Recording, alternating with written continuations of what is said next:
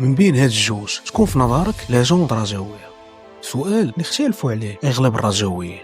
اليوم نجاوبوا عليه ونحبسوا غدا. اول ديال عندنا الساحر ضد الجلاد، صلاح الدين باصع، ليليغونس ولا كلاس، وبطل التسعينات وبداية الألفينات فاساياجور الغوليادور، تزاد باشيموان وبطل ملحمة 2013. تاني فاس العنكبوت ضد الصور، أنس الزنيجي القائد في الميدان ورجل بلا امتياز، فاس الشادلي بطل التسعينات والعصبة التاريخية في تونس. والدويل الاخر سطيت وتمرقين محسن متولي ضد الذكاء والقريطة ديال عبد الله حفيظ. في نظركم شكون احسن؟ بغيت نعرف الاجوبه ديالكم، خليهم ليا في كومونت. رقم 1 الباصع، والرقم 2 ياجور، 3 الزنيتي، 4 الشادلي، 5 متولي، 6 الحفيظ. الا عجبك الكونسيبت خلي فولو باش يبقى يوصلك الجديد. شغف وفراسه، حيت الراجه ماشي غير كوره ولكن حكايه كتعاش.